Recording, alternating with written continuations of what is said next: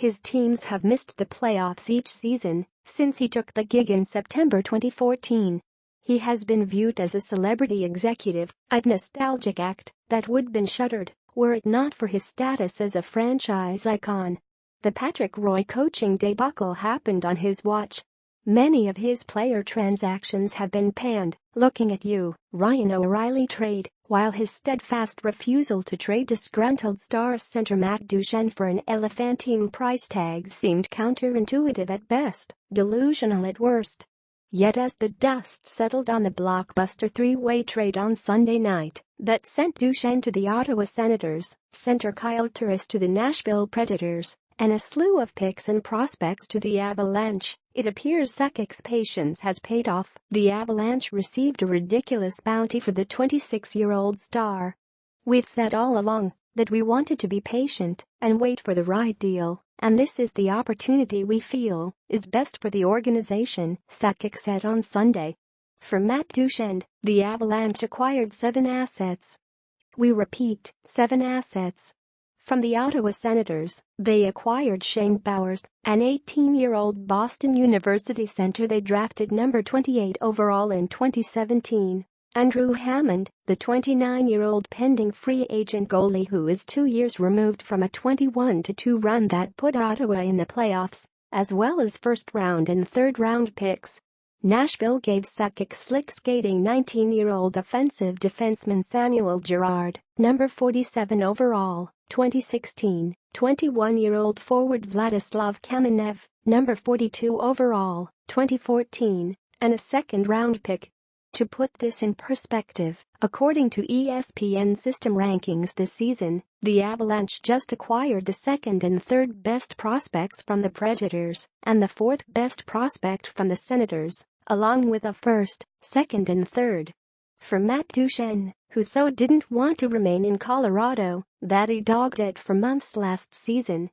"We'll continue this analysis after you're done," genuflecting to the altar of Joe Sakic. "Okay, then. Moving on."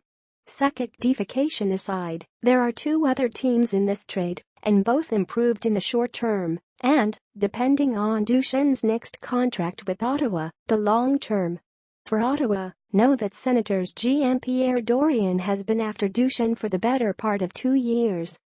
He is presuming Duchene will fit well in Coach Guy Boucher's system.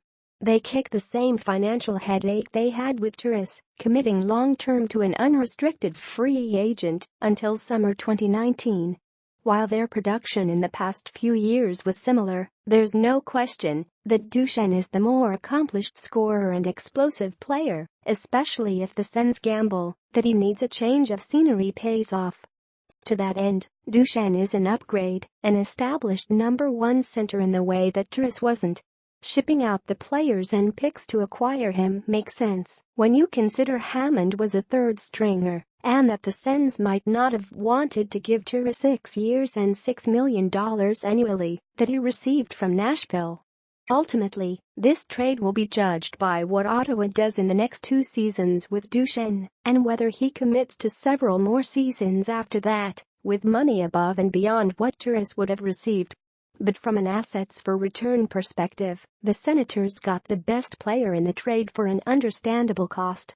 The Predators were linked for the past 2 years with Duchene, which was more a case of mutual needs. Nashville's desire for another offensive center, coupled with its defensive depth that Colorado coveted, than tangible evidence that this was a match. Once the Predators signed number 1 center Ryan Johansson to an 8-year deal worth $8 million annually starting the season, it all but mandated that the Predators pursued a more fiscally responsible option at center than Duchene, as he makes $6 million against the cap through summer 2019.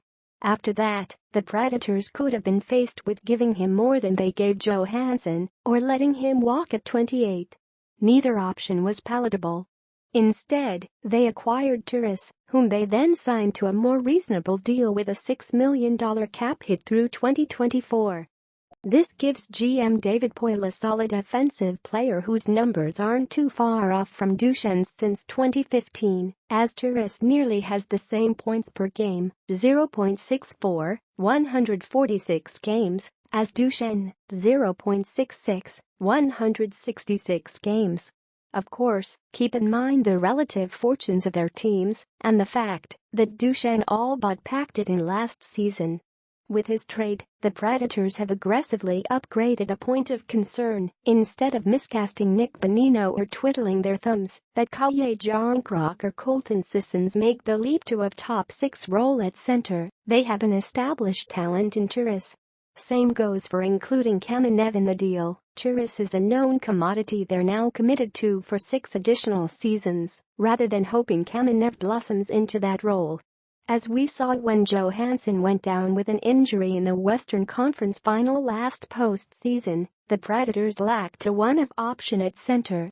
They have one now, in a conference where every other Stanley Cup contender goes at least 2 deep at center.